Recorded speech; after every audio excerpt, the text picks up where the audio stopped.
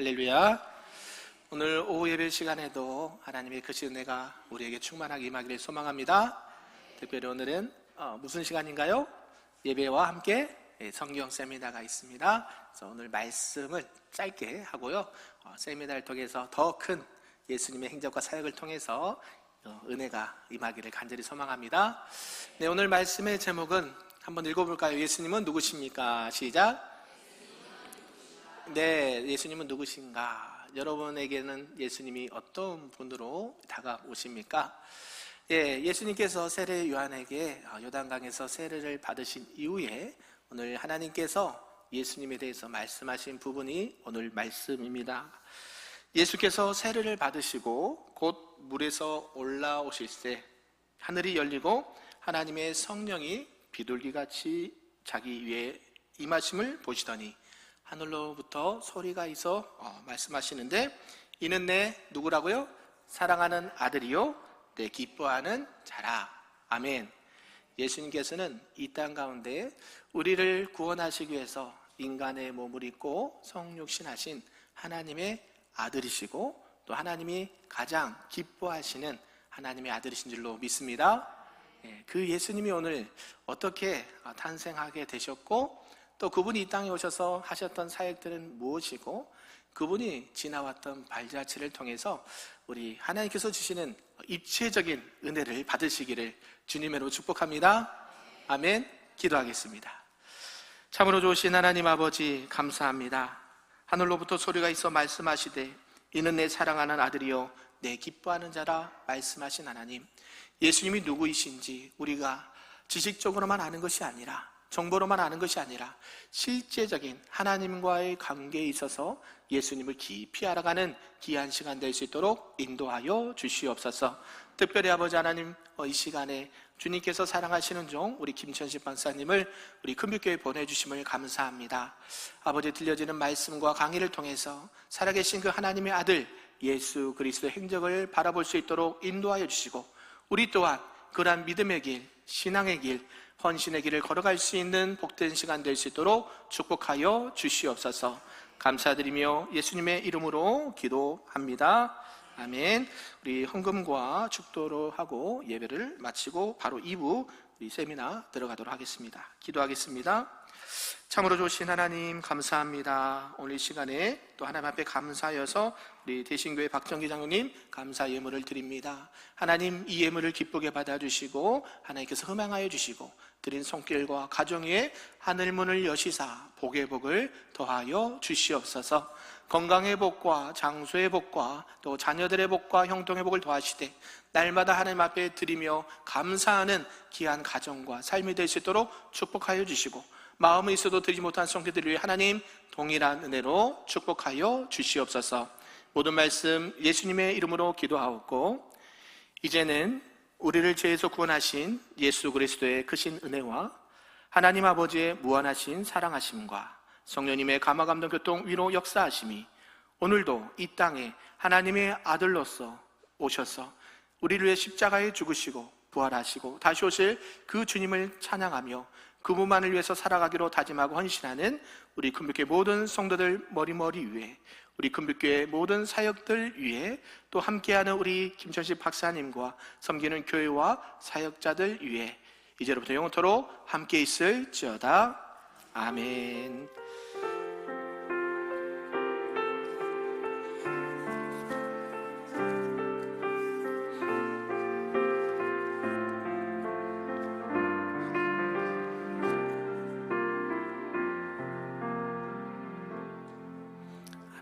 감사합니다. 우리 강사님을 잠시 소개하겠습니다. 주보에도 있는데요. 네, 우리 전에 한일 장신대 우리 교회사 교수님으로 섬기셨고요. 예수병원 홍보실장으로 섬겨주셨고, 또 한국고전문화연구원 국산편찬위원회 사료조사위원으로 섬기시고요. 그 외에도 여러 교회에서 또 사역을 감당하시고 강의를 해주셨는데요. 우리 박사님 나오실 때 할렐루야로 환영하도록 하겠습니다. 할렐루야. 네, 환영합니다. 네. PPT에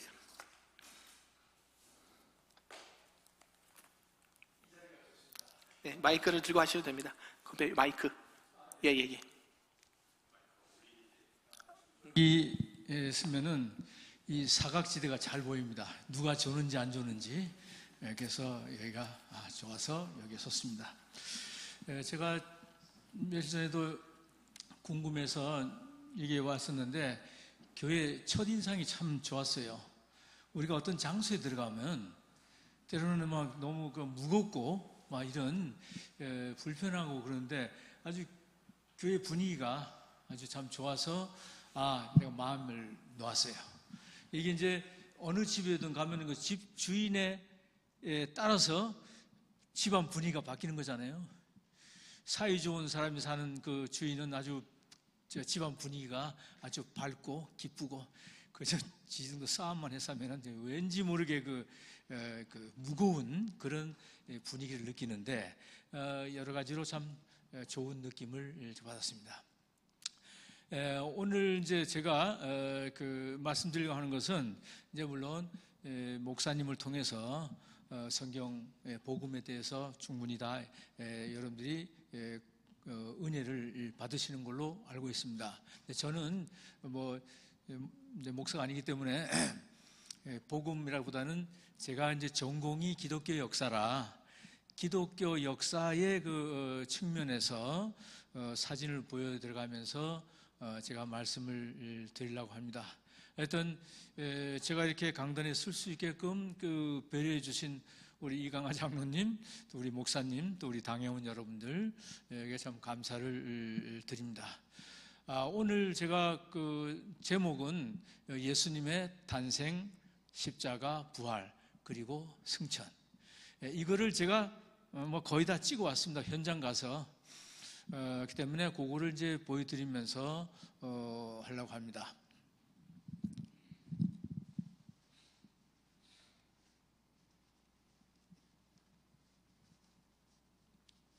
빨리 안 나오네.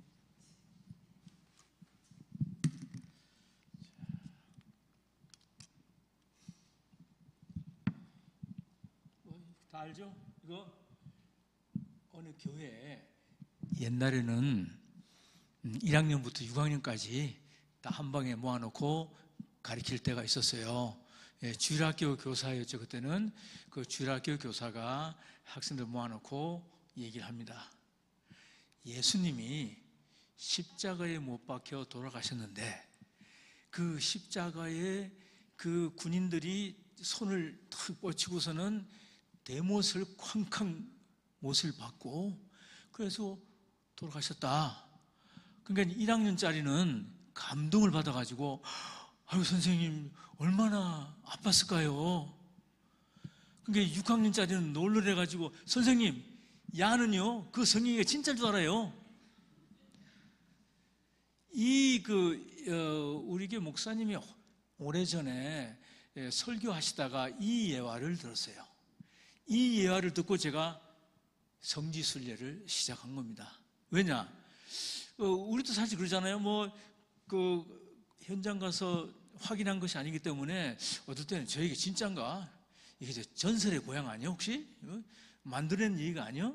그렇게 생각할 때 있었거든 저도. 그래서 이게 진짜라고 성경 얘기를 진짜라고 생각하지 않는 사람도 있겠다. 특히 또 어린이들. 그래서 내가 현장 가서 찍어서 진짜다. 그걸 내가 얘기해야 되겠다. 수십 년 전에 제가 마음속으로 그렇게 생각을 하고 여행을 하게 된 겁니다. 이제 우리가 예수님 얘기 성경에 나오고 목사님 설교 들으니까 그런가? 진감인가 할 때도 있잖아요. 근데 역사적인 사실이라는 겁니다. 예수님이 가공인물, 동화에서 나오는 그런 얘기가 아니고 역사적인 인물이 예수님이라는 거죠. 자, 그 증거를 제가 말씀드릴게요. 우리가 연도를 얘기할 때 기원전, 기원후 혹은 서기 이렇게 얘기를 하잖아요. 분명히 얘기합니다. 세계적으로 다 얘기를 해요. 그런데 우리가 그거를 이제 ABCD 여러분 아시잖아요. BC 이게 기원전, AD는 기원 후. 요거를 이제 조금 풀어서 해석을 한다면은 BC는 예수님 이전, Before Christ. 그 다음에 AD는 Anno Domini. 그래서 이거를 이제 주님의 해라는 그런 의미로 해석이 됩니다만은, 자, 역사적인, 이거 누구도 부인하지 못하죠. 예수님 가공인물이 아니고 실제로 역사적인 인물이라는 것이 증명이 되는 거예요. 그래서 기원 전, 기원 후, 그 딱 중심에 누가 있어요? 예수님 계시는 거예요. 예수님에 의해서 그 전, 후 나눠지는 거란 말이죠. 이런데도 뭐 전설의 고향이 이기냐? 그래서 제가 이제 이거를 찾아다니기 시작을 했습니다. 근데 제가 이제 직장 생활을 하고 그런 때였는데, 그 하려면 뭐 여행하려면 뭐 돈과 시간과 뭐 건강과 이런 게 있어야 삼박자가 맞아야 된다고 그러잖아요. 근데 직장 생활 하는 사람이 돈이 뭐 있겠어요? 없어요. 그런데 하자. 근데 하자고 하니까 되더라고요. 먼저 우리 집사람이 여기 앉아 있었는데 거짓말 못해요. 또 앉아 있는데. 어쨌든 여행 할 수 있도록 경비를 해줬어요. 단 저는 또 그런 걸 하려면은 포기해야 될 것이 있더라고요. 포기할 것이 너무 많은 거 안 해야 되겠더라고요. 그래서 유일하게 남들 다 차 있잖아요. 다 차 있잖아요. 차 타고 싶죠? 전 차가 없습니다. 지금까지. 남들 다 있는 차가 지금 없어요. 그래야 돈이 저축이 돼서 여행을 하니까. 남들 큰 집 이사할 때 저는 그냥 몇 평짜리 딱 정하고 그 이상 늘려가지 않았어요. 그래가지고 그랬기 때문에 여행을 하게 된 거죠. 여행 힘들었습니다. 여긴 지금 스페인 그 야구부의 길이에요. 이걸 알죠? 까미노 데 산티아고. 그 길이에요. 저기 조그맣게 보이는, 저기 가운데 뭐 조그맣게 뭐 있죠? 자전거 타는 거. 저게 바로 저입니다. 이게 저예요. 이거는 이제 직장 이제 정년하면서 바로, 지금 정년할 때는 뭐 한 달, 뭐 50일, 뭐 60일 직장 생활 할 때는 못 하잖아요. 너 아마 너 책상 빼, 아마 이럴 거예요. 그래서 정년하는 그 해에 바로 시작을 했죠. 50일을 갔습니다. 자전거로. 800km를 이제 이거 고생 말도 못해요. 제가 이렇게 고생한 이유는 여러분들이 우습게 보지 말라. 이제 그래서 고생을 이제 얘기를 하는 거예요.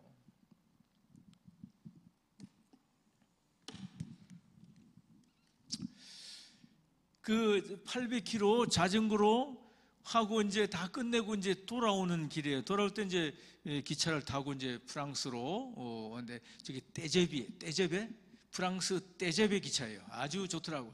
근데 저 보세요. 수염은 막 나고 몰골이 말이 아닌데, 자세히 보시면 이게 찌징거린 짜증나는 얼굴이 아니고 그거 좀 다르게 보일 겁니다. 저 때 제 마음이 성취감이 있었거든요. 고생을 했지만 참 좋다, 기쁘다, 이런 성취감이 생기니까 고생을 해도 표정이 저렇게 되더라고요. 이거는 제가 75세 때 여행하는 거예요.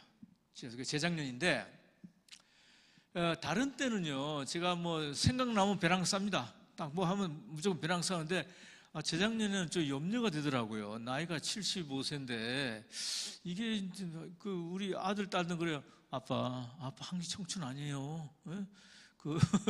조심해야 돼요. 그래서 이제 고민하다가 자료를 찾아봤어요. 75세에 여행한 사람이 있는가? 없으면 나도 못 가는 거죠. 봤더니 성경에 나오는데 딱 누구냐? 아브라함이 75세 때 하나님의 명대 고향을 떠나라. 그 75세 때 아브라함이 식소를 이끄고 여행을 떠난 거예요. 그리고 또 하나는 미국의 사회학 교수인데, 그 교수도 미국에서 뭘 잘했어요. 잘하는데 막 자연이 파괴되고 하니까 좀 더 조용한 데로 이사 가야 되겠다.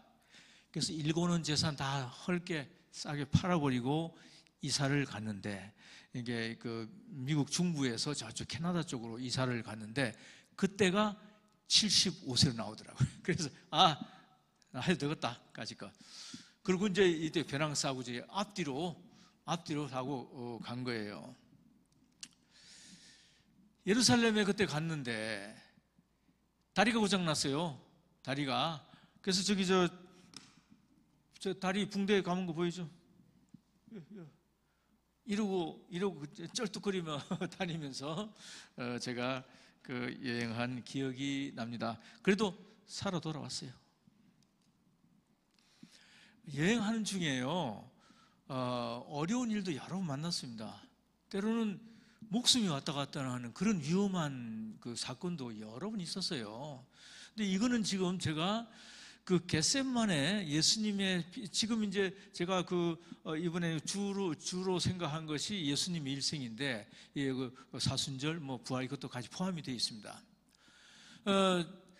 낮에 갔더니 겟세마네 그 성경 그러다니요, 그 어두울 때 막 피땀 흘리면서 막 기도했다고 나오잖아요. 낮에 갔더니 그 분위기가 안 나오더라고요. 그래서 자고 아침 일찍 새벽에 어둡잖아요. 여기를 근데 사람 아무도 없어요. 머리가 삐죽이 서더라고. 왜냐하면 요 양옆이 이슬람 교도들, 아랍인들이 사는데 여기가. 그래서 전에 가기 전에 듣기를 문 철거 들고 끌고 들어가면 끝난대요.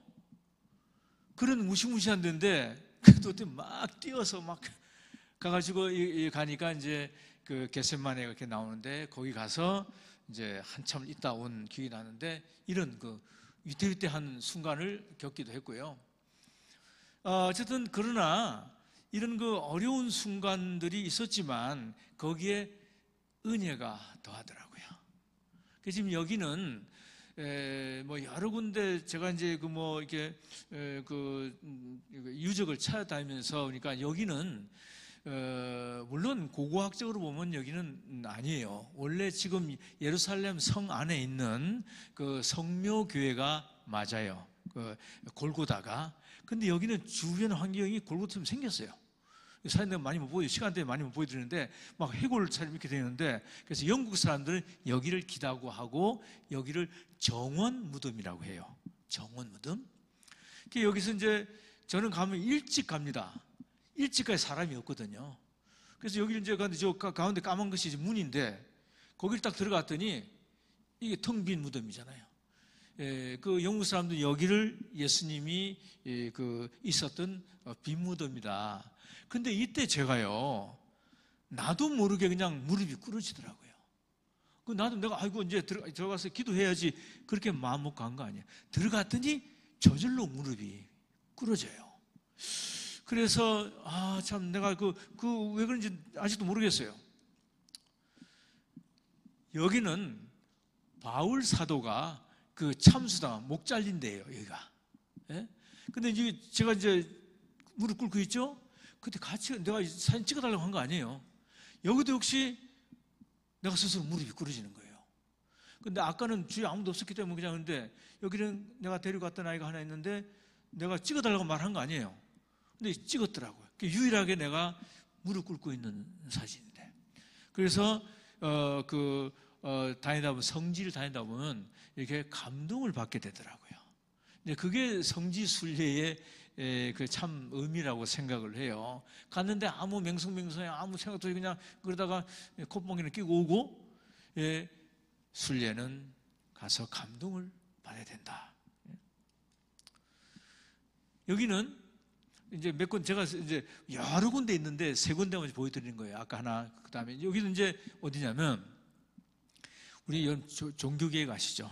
종교계. 근데 마틴 루터가 요 방에서 성서 번역을 한 거예요. 이 방 때문에 종교개혁이 일어나게 된 거죠. 아주 역사적인 방이죠. 여기도 들어갔더니 난 무릎이 꿇어지더라고요. 근데 다행히 갈 때마다 사람이 아무도 없었어요. 그래서 여기서 그렇게 하고, 참 여기를 가기 위해서 우여곡절을 많이 겪었죠.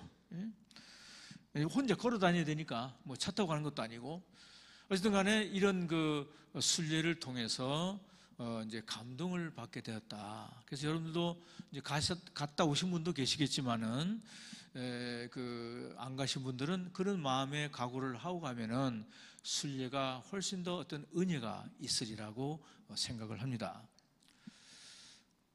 자, 제가 이제 아까 예수님 탄생, 십자가 고난, 부활, 승천했잖아요. 자, 보라, 내가 잉태하여 아들을 낳으리니 그 이름을 예수라 하라. 누가복음 1장 32절에 나오는 말씀입니다. 성경이 역사서예요. 그냥 무슨 뭐 얘기책이 아니고요. 역사서입니다. 이것을 제자들 혹은 뭐 누가 마태, 마가, 누가, 요한 이분들이 다 기록을 했어요. 기록을 했는데 같이 모여서 야, 너 이거 이렇게 써라, 뭐 이렇게 써라, 야, 우리 이렇게 기록할까? 의논하가 한 거 아니에요. 각기 다 썼어요. 또 시기도 좀 다르고. 그런데 예수님 얘기가 똑같이 나. 물론 문자 하나 틀린 그건 아니지만 내용이 같아요. 이게 참 신기하잖아요, 우리가. 그래서 그 예수님의 얘기를 우리가 이제 잉태한 것부터 얘기를 하는데, 물론 그 전부터는 뭐 많이 있지만은 시간 관계상 못하고 이렇게 합니다. 이 교회가 가브리엘 천사가 와서 마리아에게 네가 예수를 잉태할 것이다, 그거를 전가를 해준 수태고지라고 그러죠. 해준 그 교회가 이 교회예요. 이게 나사렛에 있어요. 나사렛. 이제 그렇게 잉태할 것이라는 그 예고를 받고 그 후에 이제 마리아가 예수 잉태하고 예루살렘, 베들레헴 가서 예수를 낳잖아요. 그런데 그 예수 성탄 교회가 지금 있습니다. 바로 이건데요. 베들레헴에 있는 예수 성탄 교회. 아마 그 성지를 갔다 오신 분들은 이게 반드시 가니까 이거 보고 오실 걸 생각하는데, 특이한 것이 이 건물이 이렇게 큰데 문은 요만해요. 제가 사도 턱 걸리더라고요. 그렇게 작아요. 이게 그래서 저 문을 겸손의 문이라고 그러죠. 예수님을 경배하러 가는데 고개 바닥 들고 안 된다, 이게 숙이고 해야 한다. 그래서 사람들이 여기를 갈 때는 다 구부리고 가요. 구부리고 들어가고 구부리고 나오고. 그 뭐 뾰족히 쓰는 아가씨도 외서 없어요. 굽히고 나와야지. 그 특징이, 성당의 특징이 이렇게 되어 있습니다. 그래서 이게 이제 그 안을 들어가면 아주 뭐 빛가분쩍하게 되어 있죠. 그래서 이 성화도 많이 걸려 있는데 이 교회가 불타고 파괴될 뻔했어요. 서기, 아까 기원 후죠. 기원 후 638년에 그 아랍군이 쳐들어왔어요. 여기로. 저 이제 불질르라고 저 예수 탄생 교회니까 이거 부셔야 한다. 그리고 이제 막 들어와가지고 드는데 탁 보고 사람들이 무릎을 꿇은 거예요. 다. 왜냐? 성화가 이 그림이 걸려 있는데 거기 동방박사 그림이 있었던 거예요. 성화가. 근데 그 옷차림이 지네들 조상이거든요. 이 아랍 쪽에서 왔으니까 그 아랍 저 옷을 입은 막 박사들이 있으니까 이 성탄교회는 우리 조상하고 관계가 있다. 그래서 막 그 대장이 있다가 니들 이거 털끝 하나 다치면 안 돼. 그대로 보존해야 돼. 그래서 이게 보존이 된 거예요. 그래서 여기 이제 내려가면 여기가 예수님 태어난 장소예요. 이거 내 가방에 잠깐 가방에 보여드릴 것이 있어.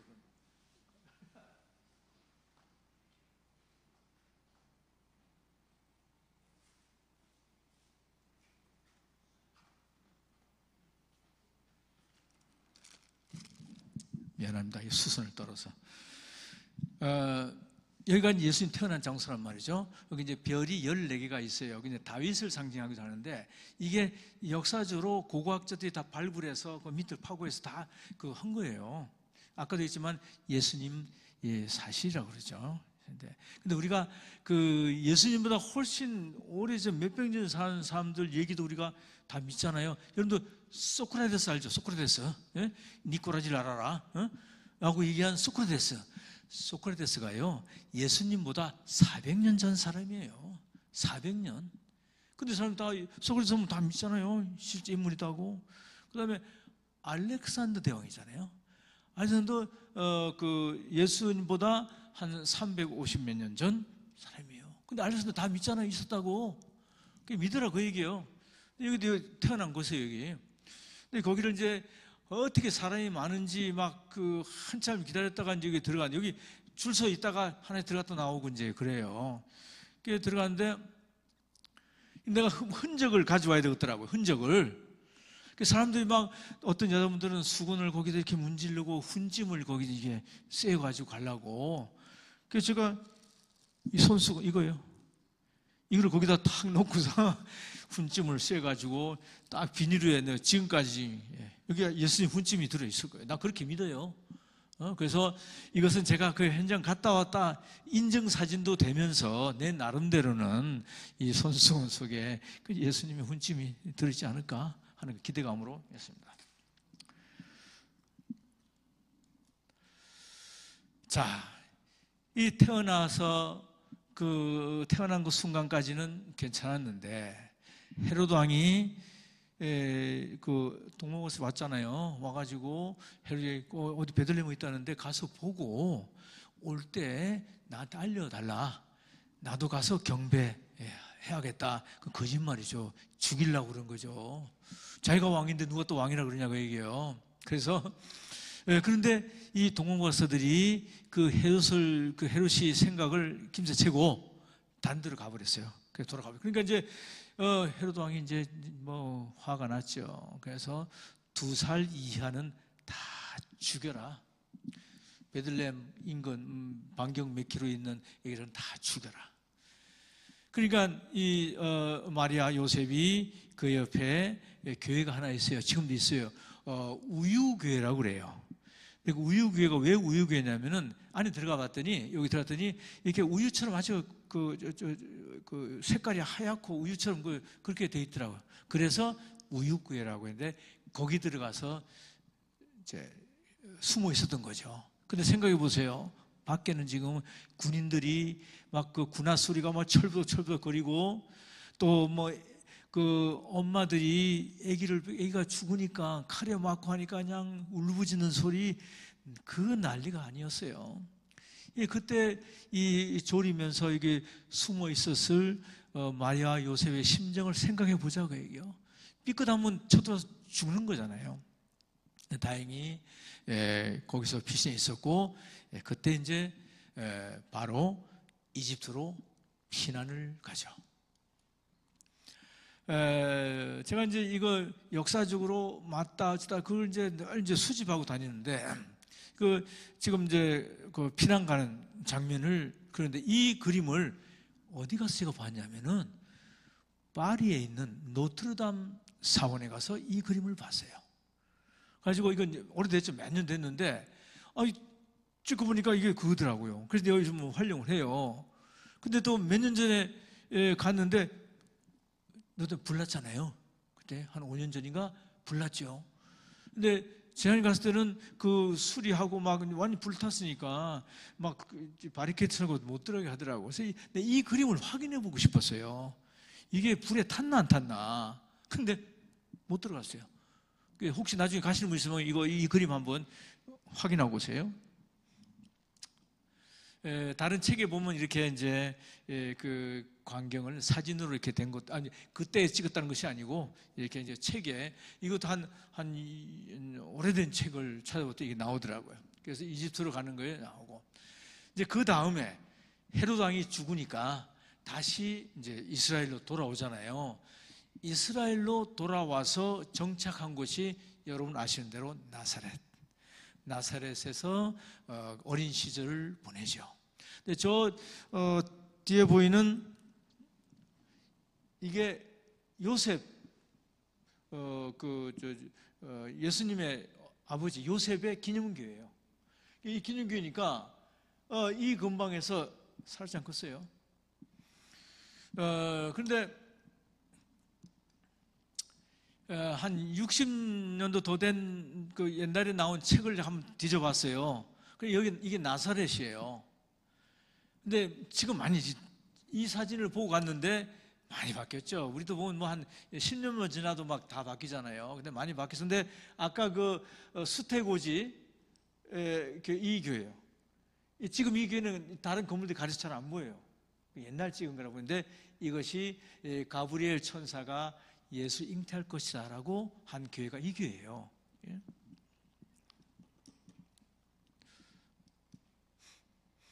그래서 이제 다른 이제 그 역사책을 찾아봤더니 예수님이 아버지 요셉 목수잖아요. 목수 도와드린 게 나오고, 그런데 이제 12살을 점으로 예수님의 기록이 안 나옵니다.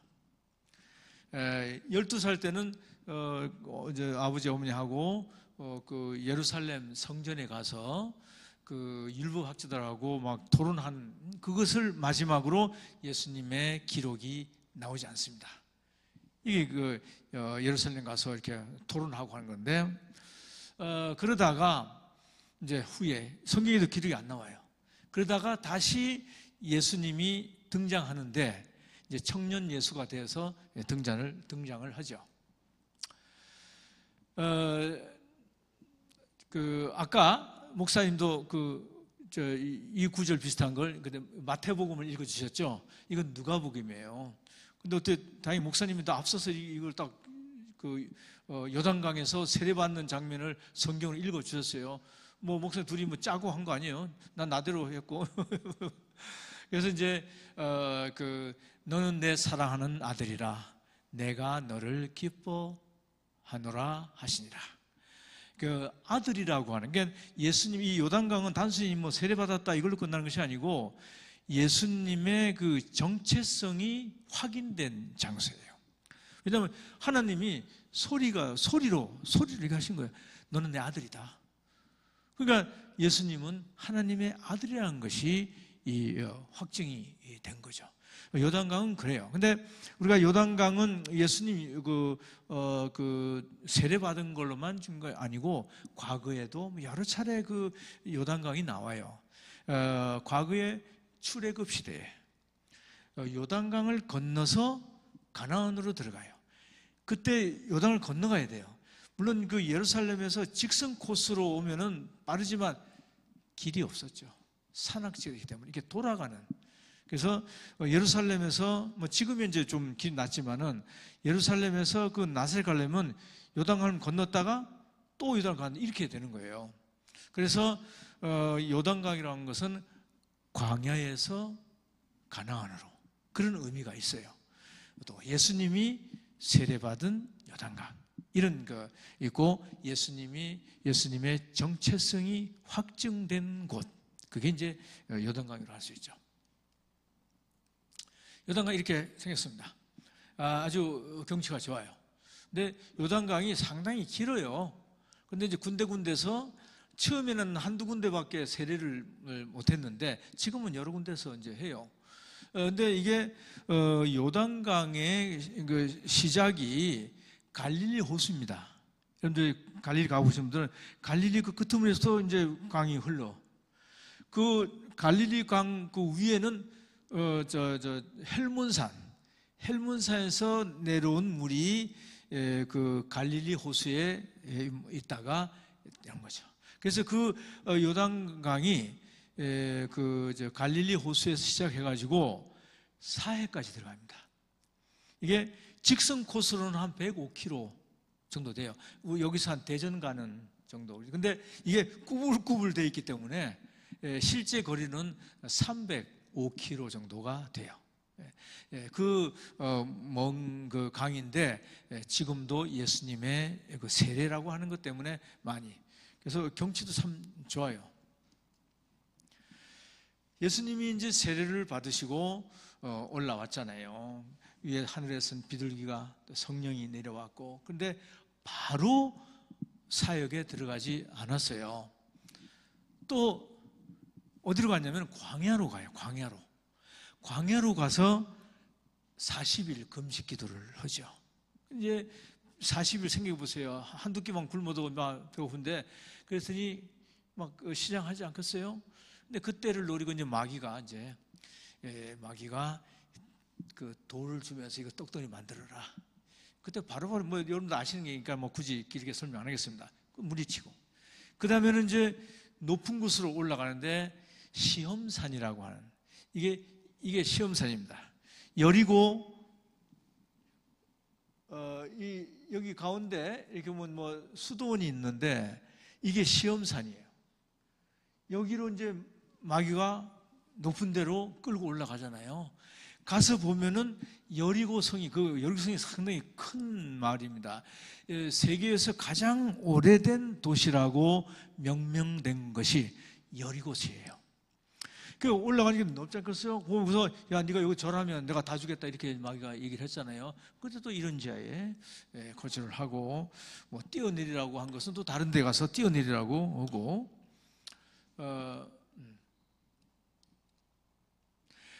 이제 그래서 그 시험을 다 물리치시고 그 다음에 이제 사역을 복음을 전파하기 시작하죠.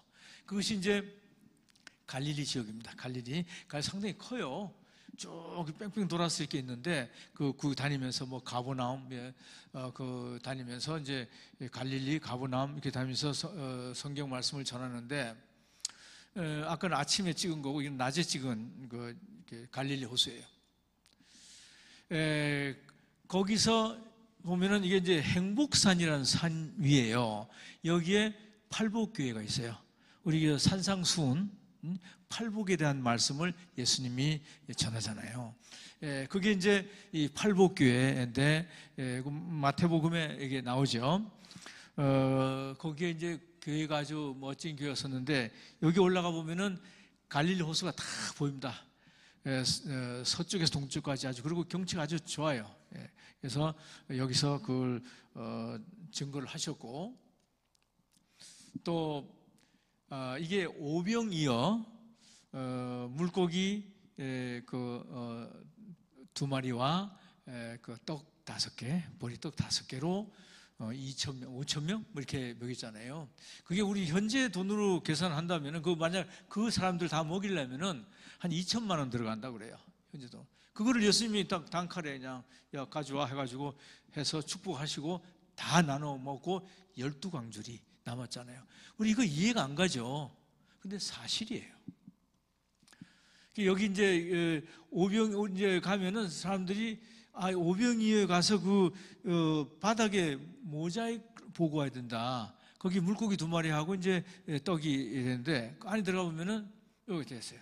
이게 아주 이스라엘에서 가장 유명한 모자이크 그림이에요. 이 돌을 이제 쪼개 가지고 이 박아서 그림을 만든 거란 말이죠. 근데 여기 보면은 저기 떡이 4개밖에 없죠.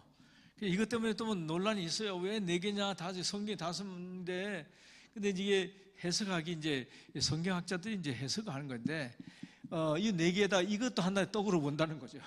그래서 5개다. 어쨌든 간에 뭐 여러 가지 여기는 있지만은 다만 우리 성경에서는 예수님이 그렇게 하셨다는 것을 우리 믿는 것이 중요하다. 그 말씀입니다. 그리고 이제 예루살렘 성 안에 가면은 이게 교회가 하나 있어요. 여러분들 베데스다 하면 다 아시죠? 베데스다 문. 거기서 예수님이 38년 된 병자를 너 들고 가라 그랬잖아요. 그것이 있어요 여기 현재로. 근데 이게 여러분들 전에 내가 누가 얘기했을 것 같은데 유럽이라는 데 보면 족보를 많이 따집니다. 우리도 뭐 족보 많이 따지잖아. 뭐 양반집은 뭐 어디 하는데 여러분들 혹시 예수님의 어머니 이름이 뭐죠? 마리아 다 알죠? 그 다음에 예수님의 외할머니 이름은요? 예수님의 외할머니 이름 여기 조금 맥히죠? 왜냐면 우리가 잘 안 들어가게 예수님의 그 외할머니가 성안나입니다. 안나. 이게 안나교회예요. 성안나교회. 네? 안나교회인데 이게 뭐 아주 잘 지어져 있어요. 근데 성안나가 그 예수님의 외할머니가 유럽에서는 성인으로 이렇게 됩니다. 그게 이제 어디서 나오냐면은 종교 개혁을 한 마르틴 루터가 그 어느 날 이제 비 오는 날에 집에 갔다가 학교 기숙사로 들어간 중인데 번개 쳐가지고 천둥 번개 쳐가지고 꼬꾸라졌어요. 꼬꾸라졌을 때 아이고 성안나님 저를 살려주시면 제가 바로 이제 성기자가 되겠습니다. 그때는 법대에 다녔었거든요. 거기서 선서를 해요. 이제 죽을 것 같으니까 그때 이름 부른 것이 성안나예요. 유럽은 그만큼 성안나가 많이 알려져 있다는 거죠. 그래서 여기 들어가면은 이제 이게 베데스다 연못이에요. 지금은 아니지만 이게 성서에 나오는 연못이죠. 근데 대개는 이거 잘 안 보고 그냥 오는 것 같아요. 유심히 보면은 저런 것도 보입니다. 이제 그리고 사역도 수없이 많이 했죠. 그러나 이제 다 얘기를 말씀드릴 수는 없고 이제 예수님이 나중에 이제 나는 이제 죽으러 간다, 십자가에 달리러 간다. 그리고 갈릴리의 나사렛에서 이제 예루살렘 오잖아요. 오다가 여리고도 들리고 여리고에 삭개오 오고 내려가는 그 나무가 있어요. 그래서 여리고를 거쳐서 여기가 지금 감람산이에요. 감람산을 이제 넘어오는 거죠. 베다니에서 넘어오다가 어느 지점에서 보니까 이 예루살렘 성이 보이는데 거기에 걸터 앉아서 예수님이 울었어요.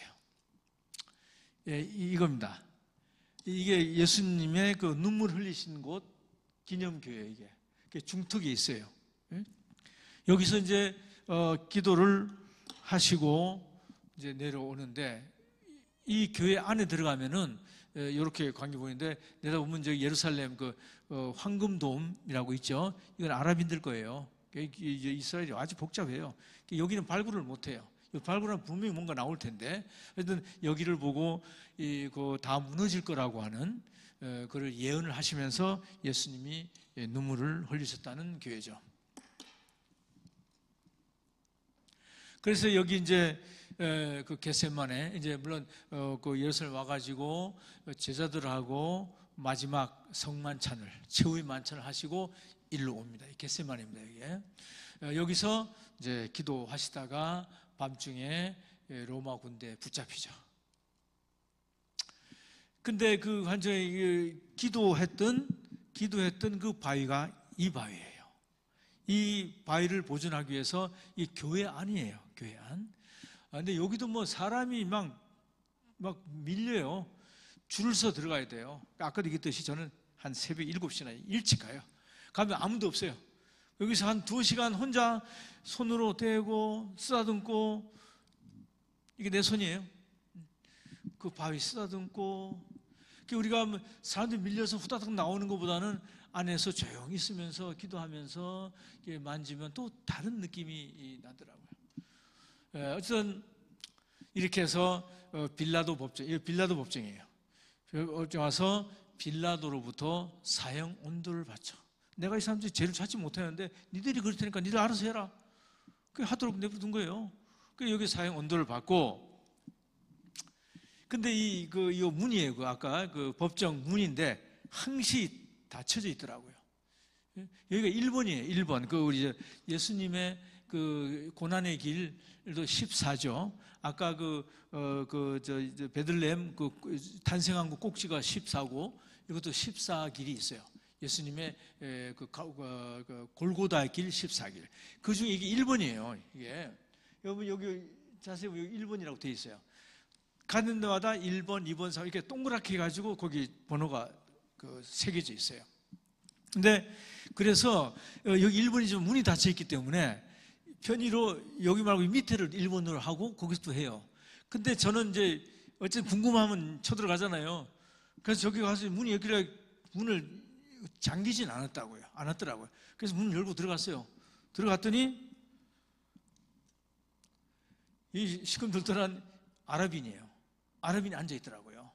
그래서 우리가 이제 사람을 만날 때 우리 어떻게 대하느냐? 또 웃으면서 인사하고 또 내가 기독교 역사를 전공하는데 여기가 빌라도 법정이라 이걸 내가 보고 왔다.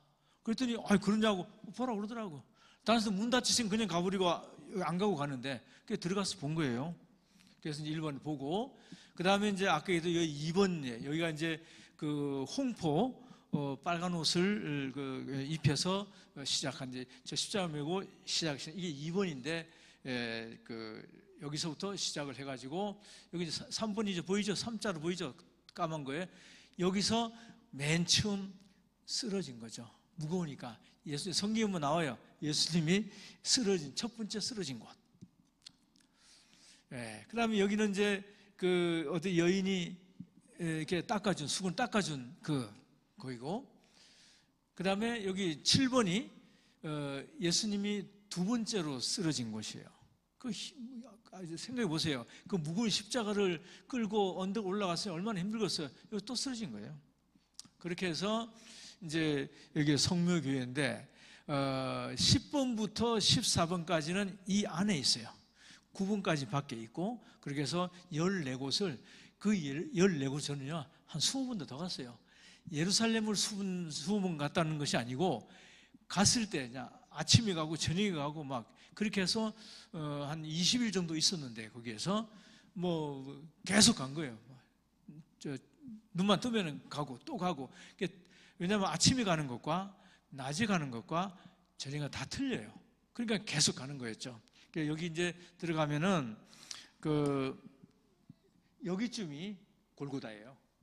지금 실감이 안 나죠. 이게 다 건물로 다 했기 때문에. 그래서 간에 이제 올라가면은 여기가 이제 십자가에 못 박힌 이게 골고다예요. 근데 주위를 봐서는 뭐 실감이 안 가요. 하도 수천 년 지났기 때문에 이게 다 바뀌었죠. 그 위에 뭐 건물 짓고 또 부시고 건물 짓고. 그런데 이 자리가 예수님이 십자가 못 박힌, 뒤에는 마리아가 슬픈 표정으로 그 십자가에 못 박히는 아들. 생각해보면 얼마나 기가 막히네. 우리 애들 막 아파도 그냥 밥맛이 떨어지는데 보는 앞에서 십자가 못 박히니 얼마나 처절한 그런 상황이었어요. 그래서 십자가 못 박히고, 그 모자익을 보니까, 이걸 보니까요, 나는 어떤 사진 보는 것보다 더 충격이 오더라고요. 이게 모자익 그림이에요. 근데 딱 보니까 저렇게 십자가 못 박히는 것이 보니까 가슴이 철렁하는 그런 느낌을 받았는데요. 그리고 이제 나중 이제 십자가 못 박혀 숨을 거두시고, 여기가 이제 빈 무덤이라고 하는데요. 근데 막 빛가번쩍이 지어놨기 때문에 실감 안 가지만, 그래도 예수님이 빈 무덤에 있었고 여기서 부활을 했다는 것인데, 부활한 그림이 유일하게 이런 게 있더라고요. 위에. 이걸 가까이 보면은 예수님이 부활한 장면에 내가 이 그림 내가 처음 봤어요. 다른 데 성화들도 있긴 한데 이게 아주 실감 나더라고요. 그래서 예수님이 부활을 하신 거죠. 그리고 이제 한 40일 동안 그 천국에 대한 얘기를 하고 제자들을 교육시키고, 그 다음에 내 증인이 되어라. 그렇게 하시고서 이제 승천을 하신 거죠. 하늘나라에. 그 지점이 여기예요. 예수님이 하늘 올라갔다 하는 것이 이 지점인데, 전에는 이 뚜껑이 없었대요. 왜냐하면 하늘 올라갔으니까 뚜껑이면 안 되죠. 근데 나중에 세월이 흘러가면서 뭐 아랍인들도 마스머치를 막 고치고 어떻게 하다 보니까 지붕이 생겼는데, 어떤 이 자리가 안에 들어가면은 예수님이 발을 딛고 올라갔다고 하는 그 흔적이 이 바위에 이렇게 있어요.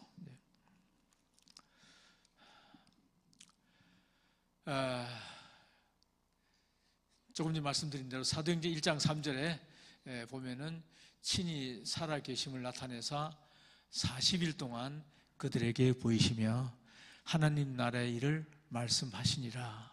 그리고 하늘나라로 올라가신 거죠. 제가 너무나 막, 여러분도 혹시 길모을집 가서 막 바삐 하느라고 했는데 제게 끝났어요. 안심하세요. 기도하겠습니다.